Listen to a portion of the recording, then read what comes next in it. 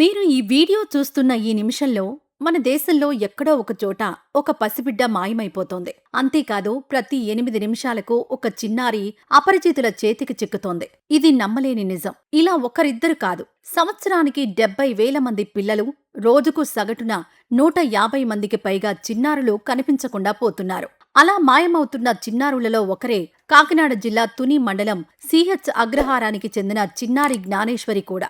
ఇప్పటికీ పాప మిస్ అయి ఇన్ని రోజులైనా ఇంకా ఆచూకీ తెలియలేదు.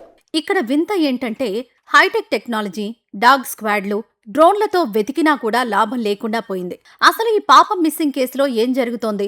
పాప దొరుకుతుందా, లేక జ్ఞానేశ్వరి కేసు కూడా ఒక మిస్టరీ లాగానే మిగిలిపోతుందా? తెలుసుకోవాలంటే ఈ కేసును ఇన్వెస్టిగేట్ చేస్తున్న కొద్దీ పోలీసులకు ఎదురవుతున్న కొన్ని షాకింగ్ విషయాలు, మైండ్ బ్లాక్ అయ్యే ట్విస్ట్లు మనం కూడా తెలుసుకోవాలి. అయితే ముందుగా ఒక క్లారిఫికేషన్. ఈ వీడియో ఉద్దేశం ఎవరినీ భయపెట్టడానికి కాదు. తోటల్లో, పొలాల్లో ఒంటరిగా ఉండే తల్లిదండ్రులు తమ చిన్నారుల పట్ల ఎలాంటి జాగ్రత్తలు తీసుకోవాలో ఒక అవేర్నెస్ కల్పించడం కోసమే మీడియా కథనాల ఆధారంగా ఈ వీడియో చేయడం జరిగింది. దయచేసి గమనించండి. పోలీసులకే కాదు, సిహెచ్ అగ్రహారం జీడి మామిడి తోటలో జరిగిన ఈ ఘటన తీరు చూస్తే ఎవ్వరికైనా ఎన్నో అనుమానాలు రాకమానవు. పాప అదృశ్యమైన సమయంలో ఒక విచిత్రమైన ట్విస్ట్ చోటు చేసుకుంది. ముందుగా ఈ కేసును లోతుగా పరిశీలిస్తే పాప మిస్ అవ్వడానికి మునుపటి రాత్రి జరిగిన కొన్ని సంఘటనలు ఇప్పుడు పోలీసులకు అత్యంత కీలకంగా మారాయి. ఆ రోజు రాత్రి ఆ కుటుంబం ఎప్పటిలాగే తోటలోని తమ ఇంట్లో భోజనం చేసి పడుకున్నారు. కాని స్థానికులు చెబుతున్న దాని ప్రకారం ఆ రోజు అర్ధరాత్రి దాటిన తర్వాత తోట చుట్టుపక్కల కొన్ని అనుమానాస్పద కదలికలు కనిపించాయి. సాధారణంగా ఆ అడవి ప్రాంతంలో రాత్రి వేళల్లో ఎవరూ తిరగరు. కాని ఆ రాత్రి ఒక గుర్తు తెలియని బైక్ ఆ తోట వైపొచ్చి వెళ్లినట్లు కొందరు గమనించారు. అంతేకాదు, ఆ సమయంలో పెంపుడు కుక్క కూడా కాసేపు గట్టిగా అరిచింది. కాని తోటల్లో అడవి జంతువుల సంచారం మామూలే కాబట్టి కుటుంబ సభ్యులు దాన్ని పెద్దగా పట్టించుకోలేదు. కాని అదే వారు చేసిన పొరపాటైంది. అయితే ఆ పరిచితులు ముందు రోజే దీనికి రూట్ మ్యాప్ ప్లాన్ చేసుకున్నారా, లేక పాప కదలికలపై నిఘా పెట్టారా అనే అనుమానాలతో ఇప్పుడు పోలీసులు ఆ మునుపటి రోజు రాత్రి కాల్ డేటాను, లొకేషన్ సిగ్నల్స్ ను స్కాన్ చేయడం మొదలుపెట్టారు. అసలు ప్రమాదం జరిగిన ఆ దురదృష్టకరమైన రోజు ఏం జరిగిందో ఇప్పుడు చూద్దాం. దీన్ని బట్టి ఈ ఘటన ఎంత పక్కా ప్లాన్ ప్రకారం జరిగిందో మనకర్థమవుతుంది. మధ్యాహ్నం 1 గంట సమయంలో ఇంటి దగ్గర అందరూ భోజనాలు ముగించారు. ఎండ ఎక్కువగా ఉండడంతో తల్లిదండ్రులు ఇంట్లోనే కాసేపు విశ్రాంతి తీసుకుంటున్నారు. ఇక చిన్నారి జ్ఞానేశ్వరి మాత్రం ఇంటి ముందర ఆ జీడి మామిడి తోటలో ఒంటరిగా ఆడుకుంటోంది. అక్కడే వాళ్ల పెంపుడు కుక్క కూడా పడుకుని ఉంది. సరిగ్గా 15 నిమిషాల తర్వాత ఆ తోట అంతటా ఒక నిశ్శబ్దం అలముకుంది. చుట్టుపక్కల లేబర్ క్యాంపులో ఉన్నవాళ్లు కూడా నిద్రపోతున్న సమయం అది. ఈ నిశ్శబ్దాన్ని చీల్చుకుంటూ ఒక కొత్త వ్యక్తి తోటలోకి ప్రవేశించాడు. అప్పటి వరకు ప్రశాంతంగా ఉన్న పెంపుడు కుక్క ఒక్కసారిగా లేచి నిలబడింది. ఆ గుర్తు తెలియని వ్యక్తిని చూసి దారుణంగా అరుస్తూ అతని పైకి దాడి చేయడానికి పరిగెత్తింది. కుక్క అంత గట్టిగా అరుస్తున్నా తోట దట్టంగా ఉండడం, గాలి ఎక్కువగా వీస్తూ ఉండడంతో ఇంట్లో ఉన్న తల్లిదండ్రులకు ఆ అరుపులు సరిగ్గా వినిపించలేదు. కేవలం 5 నిమిషాలలో కుక్క అరుపులు ఆగిపోయాయి. తోటలో ఆడుకుంటున్న జ్ఞానేశ్వరి ఒక్కసారిగా మాయమైపోయింది.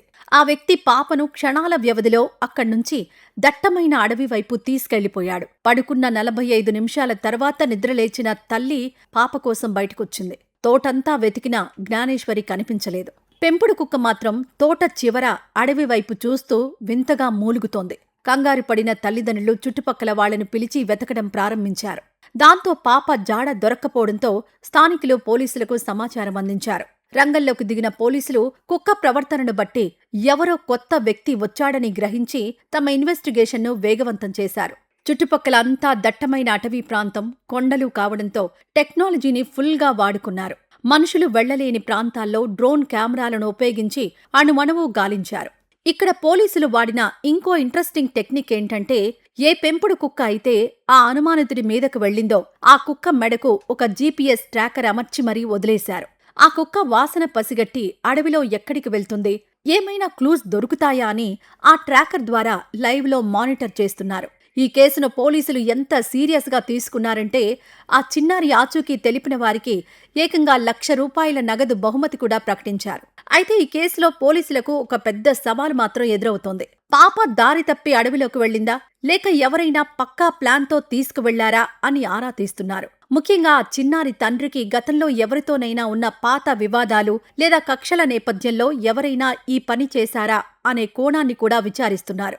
ఇలా విచారించడానికి ఒక బలమైన కారణం కూడా ఉంది. మనం ముందే చెప్పుకున్నాం కదా, ఇలాంటి కేసులు ఈ పరిసర ప్రాంతాల్లో గతంలోనూ జరిగాయి. సరిగ్గా 2021లో కాకినాడ రూరల్ ప్రాంతంలో ఇలాగే చిన్నారుల కిడ్నాప్ కేసులు జరిగి తీవ్ర సంచలనం సృష్టించాయి. మరి అప్పటి ముఠాలకు ఈ తుని కేసుకు ఏమైనా డైరెక్ట్ లింక్ ఉందా అనే కోణంలో చూస్తే అందుకు అవకాశాలు తక్కువే ఉండొచ్చు. ఎందుకంటే 2021లో జరిగిన కేసుల నేర శైలి పూర్తిగా వేరు. అప్పట్లో ఆ ముఠాలు అర్ధరాత్రి పూట ఇళ్లలోకి చొరబడి గాఢ నిద్రపోతున్న పిల్లలను సైలెంట్గా ఎత్తుకెళ్లారు. అది పక్కాగా ప్రొఫెషనల్ చైల్డ్ ట్రాఫికింగ్ ముఠాల స్టైల్. కానీ ఈ తుని కేసు మధ్యాహ్నం పూట, అది ఒక తోట ప్రాంతంలో జరిగింది. ప్రొఫెషనల్ ముఠాలైతే పగటిపూట వచ్చి కుక్కల దాడులకు గురయ్యే రిస్క్ అస్సలు తీసుకోవు. అందుకే ఈ కేసులో ఏదైనా పాత కక్షలు లేదా స్థానిక అంశాలు ఉన్నాయా అని ఎక్కువగా అనుమానిస్తున్నారు. కానీ ఈ రెండు కేసుల మధ్య ఒక భయంకరమైన కామన్ పాయింట్ దాగి ఉంది. అదేంటంటే సాఫ్ట్ టార్గెట్స్. ఎవరైతే రక్షణ లేని తోటల్లో, ఊరికి దూరంగా ఉండే లేబర్ క్యాంపుల్లో పనిచేసుకునే నిరుపేద కుటుంబాలుంటాయో వాళ్లే నేరగాళ్లకు ఈజీ టార్గెట్ అవుతున్నారు. అక్కడ ఎలాంటి సీసీటీవీ కెమెరాలుండవు, గట్టి సెక్యూరిటీ ఉండదు, ఎంత గట్టిగా అరిచినా ఎవరికీ వినిపించదు.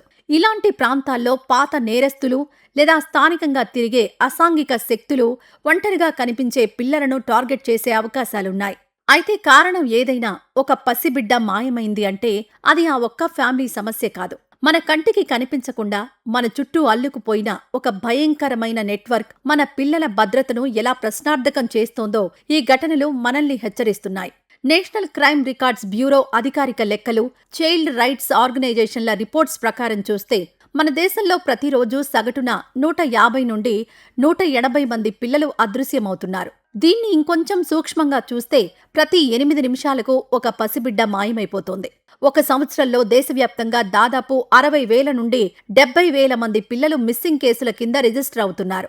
ఇందులో అత్యంత విషాదకరమైన విషయం ఏమిటంటే మిస్ అయిన వారిలో దాదాపు 30 నుంచి 40% మంది పిల్లల ఆచూకీ మళ్లీ లభించటం లేదు. మన తెలుగు రాష్ట్రాలైన ఏపీ, తెలంగాణలో కూడా ఏటా సగటున 3,000 నుంచి 4,500 మంది పిల్లలు అదృశ్యమవుతున్నట్లు రికార్డులు చెబుతున్నాయి. అసలు ఈ కిరాతక ముఠాలు ఈ పసిపిల్లలను ఎత్తుకెళ్లి ఏం చేస్తాయి అని విశ్లేషిస్తే కొన్ని భయంకరమైన చీకటి కోణాలు వెలుగులోకొస్తాయి. అందులో మొదటిది భిక్షాటన మాఫియా. చిన్నపిల్లలను ఎత్తుకెళ్లి పెద్ద నగరాల్లో ట్రాఫిక్ సిగ్నల్స్ దగ్గర, బస్టాండ్లలో బలవంతంగా భిక్షాటన చేయిస్తారు. జనం చూసిన వెంటనే జాలి కలగడానికి కొందరు చిన్నారులను వికలాంగులుగా మార్చే కిరాతక ముఠాలు కూడా చాప కింద నీరులా విస్తరించి ఉన్నాయి. రెండోది అక్రమ దత్తత. పిల్లలు లేని వారికి ఎలాంటి లీగల్ డాక్యుమెంట్లు లేకుండా లక్షలాది రూపాయలకు ఈ పసికందులను నిర్దాక్షిణ్యంగా అమ్మేస్తుంటారు. మూడోది బాల కార్మికులు. 10 ఏళ్లలోపు పిల్లలను కిడ్నాప్ చేసి ఇటుక బట్టీలు, హోటళ్లు లేదా పక్క రాష్ట్రాల్లోని ఫ్యాక్టరీలలో కట్టు బానిసల్లా పనిచేయించడానికి వాడుకుంటారు. ఇక నాలుగోది మరియు అత్యంత దారుణమైనది హ్యూమన్ ట్రాఫికింగ్. కొంచెం వయసున్న ఆడపిల్లలను ఎత్తుకెళ్లి అసాంఘిక నరక కూపాల్లోకి నెట్టేస్తుంటారు. ఈ ముఠాలు ఆపరేట్ చేసే విధానం చాలా పక్కాగా ఉంటుంది. వాళ్లు ఎక్కువగా రద్దీగా ఉండే రైల్వే స్టేషన్లు, బస్టాండ్లు లేదా గ్రామీణ ప్రాంతాల్లో రక్షణ లేని తోటలను టార్గెట్ చేసుకుంటారు. ఒక రాష్ట్రంలో కిడ్నాప్ చేసిన 24 గంటల్లోనే రైళ్లు లేదా ప్రైవేట్ వాహనాల ద్వారా పక్క రాష్ట్ర సరిహద్దులు దాటించేస్తారు. ఇలా చేయడం వల్ల స్థానిక పోలీసుల ఇన్వెస్టిగేషన్కు ఇబ్బంది ఎదురవుతుంది. మన ఆంధ్రప్రదేశ్లో కిడ్నాప్ అయిన పిల్లలను ఎక్కువగా ఒడిశా, బీహార్, పశ్చిమ బెంగాల్ వైపు తరలిస్తుంటారు అని పోలీస్ రికార్డులు చెబుతున్నాయి. ఇలాంటి దారుణమైన పరిస్థితుల మధ్య తునిలో మిస్ అయిన చిన్నారి జ్ఞానేశ్వరి కోసం పోలీసులు, స్థానికులు చేస్తున్న ఆపరేషన్ సక్సెస్ అవ్వాలని, ఆ బిడ్డ క్షేమంగా, సురక్షితంగా తన తల్లిదండ్రుల ఒడికి చేరుకోవాలని మనస్ఫూర్తిగా కోరుకుందాం. పిల్లల భద్రత అనేది కేవలం పోలీసుల బాధ్యత మాత్రమే కాదు భయ్యా. సమాజంలో ప్రతి ఒక్కరం అప్రమత్తంగా ఉండాలి. మన చుట్టుపక్కల అనుమానాస్పదంగా ఎవరైనా కనిపిస్తే వెంటనే 100 నెంబర్కు సమాచారం ఇవ్వాలి. ఏ క్షణాన ఏ ముఠా మన పిల్లల మీద కన్నేస్తుందో తెలియని ఈ రోజుల్లో తల్లిదండ్రులు మరింత జాగ్రత్తగా, కంటికి రెప్పలా పిల్లలను కాపాడుకోవాల్సిన అవసరం ఎంతైనా ఉంది.